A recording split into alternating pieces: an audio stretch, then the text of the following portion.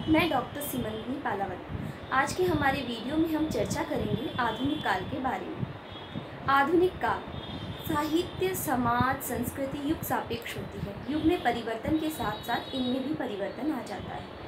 आधुनिक काल के विषय में अधिक चर्चा करने से पूर्व आवश्यक है कि हम जान लें आधुनिक शब्द का अर्थ क्या है। आधुनिक शब्द अपने आप में दो शब्दों को समाहित करे हुए हैं। मध्यकालीन जड़ता, गतिरोध और अवरोध से अलग हटकर गत्यात्मकता का संचार करते हुए नवीन अलौकिक दृष्टिकोण का विकास ही आधुनिक काल है। आधुनिक काल हमने देखा रीतिकाल में विन्यास और जो हमारी शैली थी उसमें एक रुकता आ गई थी साहित्य की। आधुनिक काल में साहित्य में एक नवीन प्रेरणा का संचार हुआ।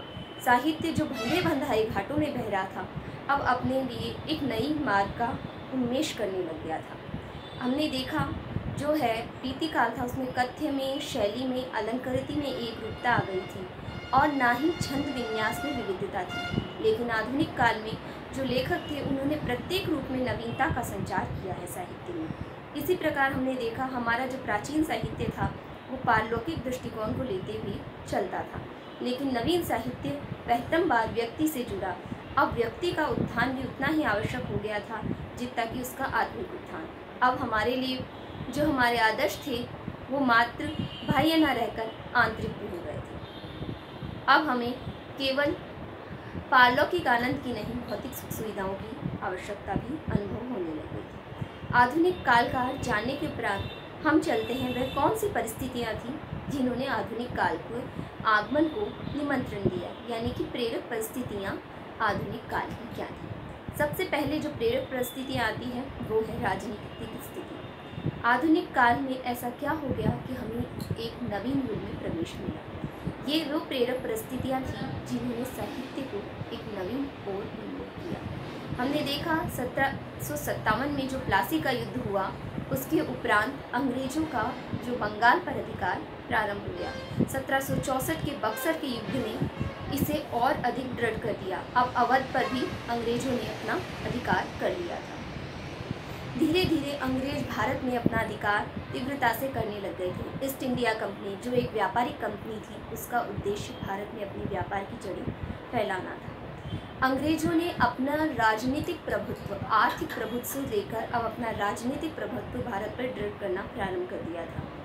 अंग्रेजों के आगमन से जो कि एक विभिन्न दो अलग संस्कृतियां थीं उनमें एक मेल प्रारंभ हो गया था। पूर्व में हमने देखा अंग्रेजों से आगमन से पूर्व भारत की राजनीतिक स्थिति एक ही प्रकार की थी, लेकिन अब उसमें अवरोध, अलग प्रकार का अवरोध आना प्रारंभ हो गया था। अंग्रेजों की जो राजनीतिक स्थिति थी उन्होंने प्रारंभ में सभी स्थानों पर दृढ़ करनी प्रारंभ कर दी। अब संपूर्ण भारत पे अंग्रेजों का अधिकार धीरे धीरे होने लगा था। भारत में मात्र दो ही शक्तियाँ थीं जो अंग्रेजों की विरुद्ध शक्तिशाली शक्तियाँ थीं। प्रथम शक्ति मराठा शक्ति और द्वितीय शक्ति शिव शक्ति। यहाँ हमने मुगलों का नाम इसलिए नहीं लिया क्योंकि हम जानते हैं मुगलों की जो शक्ति थी वो इससे पूर्व भी कमज़ोर हो चुकी थी। भारत की एक स्थिति के बारे में हम ये भी कह सकते हैं कि इससे पूर्व नादिर शाह के आक्रमण और अहमद शाह अब्दाली के आक्रमण ने भारत की रीढ़ की हड्डी को तोड़ दिया था। ये दोनों आक्रमण भारत के लिए ऐसी स्थिति को ला दिया था कि हम काफ़ी अवरोधपूर्ण स्थिति में आकर हमारी स्थितियाँ काफ़ी खराब हो गई थी। अहमद शाह अब्दाली के आक्रमण हो, नादिर शाह के आक्रमण हो, इन्होंने ये सिद्ध कर दिया कि अब केंद्र में मुगलों की सत्ता प्रधान नहीं रहेगी, अब किसी नई शक्ति का आगमन होना आवश्यक है। मुगलों के मराठों के बारे में हमने देखा कि मराठे यद्यपि शक्तिशाली थे लेकिन इनमें अंतर्विरोध की अधिकता थी। इसी कारण मराठों को भी एक नवीन शक्ति लेगी ये भी सिद्ध हो गया था। सिखों के बारे में है कि रणजीत सिंह की मृत्यु के उपरांत कोई इतना दृढ़ शक्तिशाली सिख शासक नहीं हुआ जो अंग्रेजों का विरोध कर सके। इस प्रकार धीरे धीरे अंग्रेजों ने संपूर्ण भारतवर्ष पर अधिकार कर लिया और वो इस दृढ़ स्थिति में आ गए कि भारत पर अपना राज दृढ़ कर सकते। भारत की सामंतवादी व्यवस्था और अंग्रेजों की पूंजीवादी व्यवस्था में अब अवरोध होना स्वाभाविक था। अब हम चलते हैं नए आर्थिक संबंधों की ओर। पूर्व में हमने देखा कि भारत की जो व्यवस्था है वो ग्राम प्रधान रही। ग्रामों में भारत का जीवन बसता था। ग्राम और नगर दो आपस में पूर्णतः स्वतंत्र इकाइयाँ थीं। ग्रामीण जीवन और नगरीय जीवन अपने आप में पूर्णतः अलग थे। इस संबंध में हमने ये देखा कि भारत पे जितने भी विदेशी आक्रांताओं के आक्रमण हुए उनसे ग्रामीण जीवन पूरी तरह से विलग रहा। इसमें हम देखते हैं कि ग्रामों पे कोई ग्राम अपने आप में स्वतंत्र इकाई रहे। ग्रामों को अपनी आर्थिक स्थिति सुदृढ़ करने के लिए किसी अन्य की आवश्यकता नहीं हुई। ग्राम अपनी व्यक्तिगत जरूरतें ग्राम में ही पूरी कर लेते थे। लेकिन अंग्रेजों के आगमन के बाद यह ग्रामीण जीवन इतना सरल ना रह पाया। अंग्रेजों ने मात्र भारतीय नगरों पर ही अधिकार नहीं किया, भारत की ग्रामीण व्यवस्था को भी उन्होंने पूरी तरह परिवर्तित कर दिया। अंग्रेजों के आते ही अब ग्रामों से शहरों की ओर पलायन होने लग गया।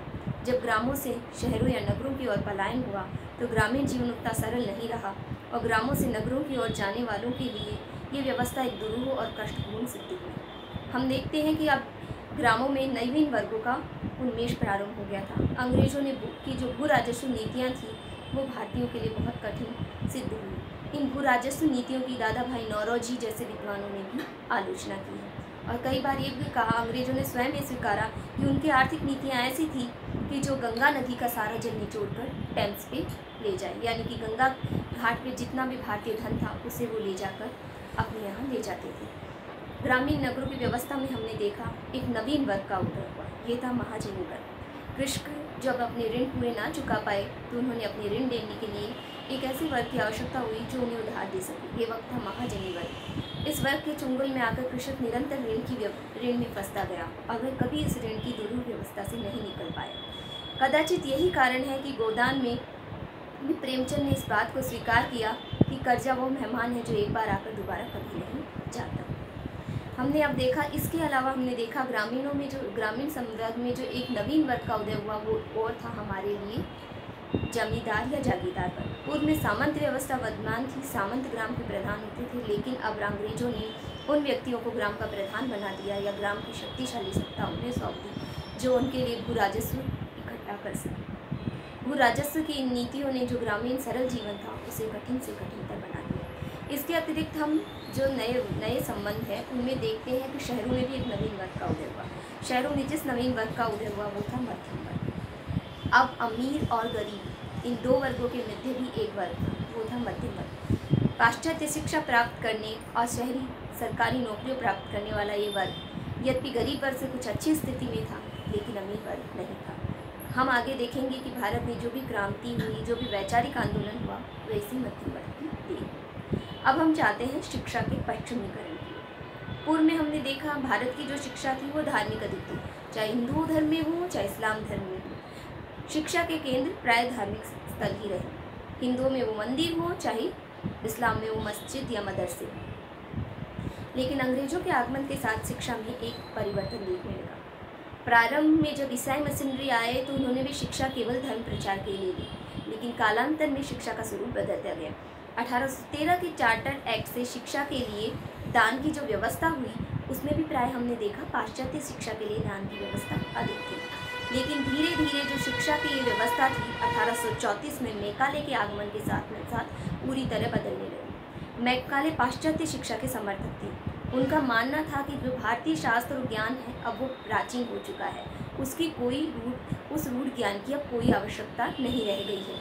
वे मानते थे कि जो भारतीय समस्त ज्ञान है वो अंग्रेजों के ज्ञान के बराबर नहीं है, यानी कि अगर भारतीय समस्त ज्ञान को अंग्रेजी एक पुस्तक के संदर्भ में तोला जाए तो वो भी कम प्रतीत होगा।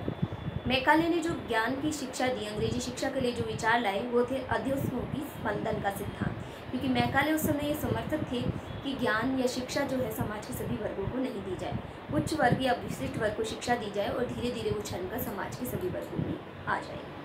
मैकाले के विचार से विलियम बेंटिक भी प्रभावित थे, इसी और कालांतर के अन्य विचारक भी प्रभावित थे। इसीलिए शिक्षा को माध्यम के रूप में आंग्ल भाषा को प्रधान रूप से अपनाया गया। लेकिन इसमें भी एक त्रुटि ये रही कि हमने जब अपनी मातृभाषाओं को या बच्चों की जो प्रारंभिक बोली होती है उसे शिक्षा के रूप में नहीं अपनाया तो ये कितनी बड़ी दुर्भाग्यपूर्ण बात रही कि भारत की आज़ादी के कई वर्षों के उपरांत भी एक बड़ा वर्ग शिक्षा से वंचित रह गया। शिक्षा के उपरांत हम आते हैं यातायात के साधनों के विकास पर। यातायात के साधन अंग्रेजों ने भारत में आगमन के उपरांत अपनी सुविधा के लिए रेलों का जाल संपूर्ण भारतवर्ष में बिछाया, क्योंकि उन्हें भारत से ले जाने के लिए कच्चे माल की आवश्यकता थी जिसे वो अपनी औद्योगिक क्रांति को पूरा करने के लिए इंग्लैंड ले जा सके। इसी प्रकार उन्हें अपने उत्पादों को खपाने के लिए भी भारत के रूप में एक ऐसा राष्ट्र चाहिए था जहां वो अपने उत्पाद बेच सके। इसके लिए उन्होंने संपूर्ण भारतवर्ष में जो रेलों का जाल बिछाया, उस रेलों के जाल से यद्यपि उन्हें लाभ हुआ, परंतु भारतीयों को लाभ भी कम नहीं। भारत इस रेल या मार्ग से एक स्थान से दूसरे स्थान तक जाने लगे। जब भारतीय एक स्थान से दूसरे स्थान पर गए तो उनकी सोच पहले की तुलना में खुली। उनके एक जो बंद मस्तिष्क था उसमें अन्यों के बारे में भी ज्ञान आया। एक संस्कृति जब दूसरी संस्कृति से मिली, एक विचार जब दूसरे विचार से मिला, तो विचारों और मस्तिष्क का खुलना स्वाभाविक था। अब लोगों को ये लगने लगा कि हमारी संस्कृति ही केवल श्रेष्ठ नहीं है, अन्य संस्कृतियाँ भी श्रेष्ठ है और हमें जानना होगा कि अन्य संस्कृतियों या अन्य की स्थिति क्या है। अब हम आते हैं प्रेस और छापेखाने के विकास की ओर। भारत में छापाखाना का जो विकास था वो अंग्रेजों के आगमन से पूर्व पुर्तगालियों के आगमन से समय ही हो गया था। भारत में छापेखाने के आविष्कार का श्रेय हम पुर्तगालियों को दे सकते हैं। पुर्तगालियों ने पाश्चात्य ज्ञान के विकास के लिए यही कहें कि अपने धर्म के प्रचार के लिए छापेखाने का विकास किया। तथापि जो ये छापेखाने का विकास था वो प्रेस के स्वतंत्र विकास के रूप में सिद्ध ना हो सका।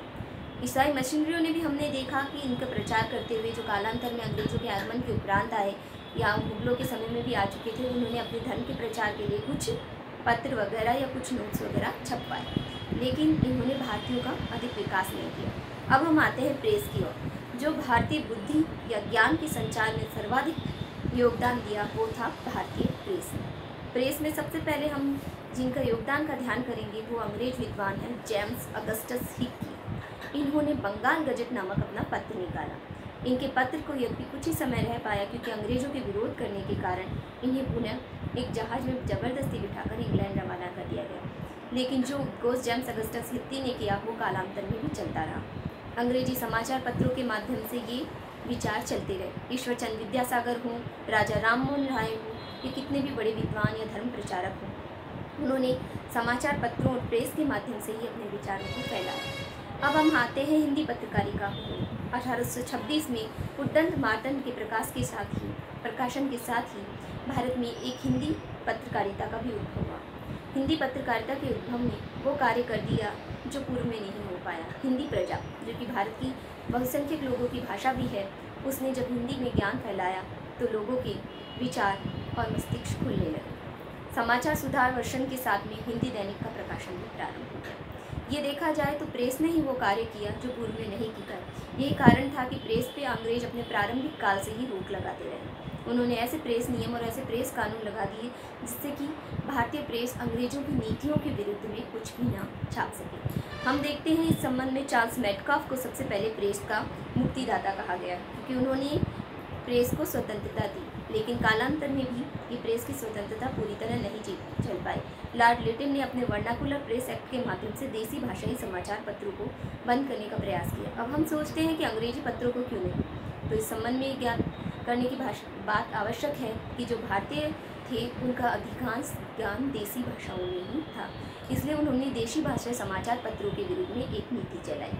इसके शिकार हुए सबसे पहले ईश्वरचंद्र विद्यासागर का पत्र, और यही कारण था कि बहुत से जो देशी भाषाई पत्र थे वो कालांतर में अंग्रेजी में छपने लगे। हम गणेश शंकर विद्यार्थी के प्रताप पत्र या माखनलाल चतुर्वेदी के जो पत्र हैं, इन पत्रों का योगदान हम कभी नहीं भूल सकते। प्रेस के योगदान हमेशा के लिए भारत में एक अविस्मरणीय योगदान रहेगा।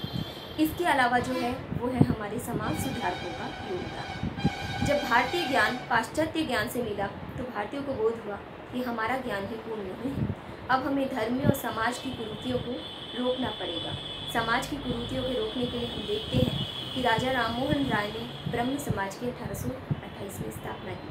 केवल राजा राममोहन राय ही नहीं, उन अंग्रेजों के योगदान को भी हमें स्मरण करना होगा जिन्होंने इस क्षेत्र में कार्य किया। विलियम बेंटिक को इस रूप में हम नमन कर सकते हैं कि उन्होंने भारत की बहुत सी कुरीतियों को मिटाने में अपना दृढ़ योगदान दिया, चाहे वो सती प्रथा हो, चाहे वो बालक वध या चाहे वो ठगी निरोध का अधिनियम। तदंतर हम आते हैं प्रार्थना समाज की ओर, ब्रह्म प्रार्थना समाज की ओर हो, चाहे हमारा ये रामकृष्ण मिशन हो या आर्य समाज हो। आर्य समाज, रामकृष्ण 1875 में जब आर्य समाज की बम्बई में स्थापना हुई तो ये अपने आप में एक बहुत युगांतकारी सिद्ध हुआ। गुजरात, पंजाब, राजस्थान और मध्य भारत पर आर्य समाज का बहुत अधिक प्रभाव पड़ा। हिंदी के योगदान में भी हमें ये आर्य समाज के योगदान को नहीं भूल सकते। दयानंद सरस्वती यद्यपि संस्कृत के महान विद्वान थे, परंतु उन्होंने हिंदी के लिए भी बहुत कार्य किए, क्योंकि दयानंद सरस्वती वो प्रथम व्यक्ति थे जो ये समझ चुके थे कि अब भाषा के लिए हमें एक नवीन माध्यम को अपनाना पड़ेगा। हम प्राचीन भाषा माध्यमों में नहीं रुक सकते, इसीलिए उन्होंने अपना भाषा माध्यम संस्कृत से हटाकर हिंदी को अपना लिया। ये हिंदी भाषियों का दुर्भाग्य ही रहेगा कि जब हम हिंदी साहित्य की बात करते हैं तो हम दयानंद सरस्वती जैसे महान आंदोलनकर्ता के योगदान को भूल जाते हैं और उनके साहित्य को अब एक तरीके से धार्मिक साहित्य या अन्य साहित्य में रखकर उसे हिंदी साहित्य में अध्ययन नहीं करते। रामकृष्ण मिशन ने, विवेकानंद ने भी जो कार्य किया वह भी हमारे लिए अतुल्य है। शिकागो में चाहे हिंदू धर्म सम्मेलन हो या अन्य हो, विवेकानंद ने जो कार्य किया वो वर्तमान में भी अपने आप में अद्वितीय है। यही कारण है कि आज भी विवेकानंद के नाम पर युवा दिवस मनाया जाता है। इस प्रकार से हमने देखा कि भारत में एक नवीन युग का उन्मेष हुआ और इस नवीन युग ने भारतीय कला, साहित्य और संस्कृति को पूरी तरह बदल दिया। अब कला में भी हमने देखा एक नवीन कला यानी प्रारंभ हो गई थी। पूर्व की भांति चित्रों में जो भित्ति चित्र थे उससे अलग हटकर अब हम कैनवास का प्रयोग करने लगे थे। राजा राममोहन राय जैसे प्रसिद्ध कलाकारों ने तेल चित्रों का प्रयोग प्रारंभ कर दिया था। संगीत में भी अब नए वाद्य यंत्रों का प्रारंभ हो गया था, तो हमारा साहित्य भी जन समाज से जुड़ने लग गया था। अब हमने जाना वे प्रेरक परिस्थितियाँ जिनके कारण आधुनिक काल का प्रारंभ हुआ। अब हम देखते हैं आधुनिक काल का प्रारंभ कब हुआ। तो हमने देखा कि हम जानते हैं आधुनिक काल का प्रारंभ सबसे पहले गद्य साहित्य में हुआ। इसका कारण ये था कि ईसाई मशीनरों ने अपने धर्म प्रचार के लिए जिस भाषा को अपनाया वो थी गद्य की। इन्होंने माना कि जो अगर हम अपना जन भाषा में प्रचार कर सके तो हमें गद्य को अपनाना होगा। तो गद्य में हमने देखा कि हिंदी साहित्य के गद्य के विकास के लिए सबसे पहले 1800 में पादरी गिलक्रास्ट ने जो फोर्ट विलियम कॉलेज थी उससे बहुत अच्छा कार्य किया, लेकिन ये मात्र गद्य तक सीमित रहा। पद्य में ऐसा विकास नहीं आया। तो पद्य के विकास के लिए जब हम जाते हैं तो हम पाते हैं कि 1857 की क्रांति ने इस युग को पूरी तरह परिवर्तित कर दिया। दो विरोधी शक्तियों, सामंतवादी और पूंजीवादी के विरोध ने इस युग को पूरी तरह पलट के रख दिया। अब हमारे साहित्य में जो प्राचीन परंपराएं थी, प्राचीन रूढ़ियाँ थी, वो बदलने लगी थी। साहित्य जन और मन से जुड़ गया। अब हम आते हैं आधुनिक काल के उपविभाजन की ओर। आधुनिक काल के उपविभाजन ये किस लिए आवश्यक पड़ा? ये इसलिए आवश्यक हुआ क्योंकि जो हमारा आधुनिक काल था वो अपने आप में एक बहुत बड़ी समय सीमा है। इसे हम किसी एक छोटे पद या किसी एक छोटे नाम में नहीं ले सकते, इसलिए हमें इसकी अध्ययन की सुविधा के लिए इसका उपविभाजन करना होगा।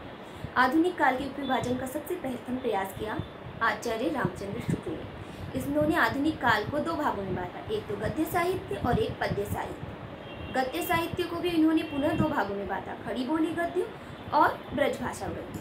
खड़ी बोली गद्य को भी इन्होंने उपविभाजन किए, प्रथम उत्थान, द्वितीय उत्थान और तृतीय उत्थान। इसी प्रकार इन्होंने काव्य के भी तीन विभाजन किए, प्रथम उत्थान, द्वितीय उत्थान और तृतीय उत्थान।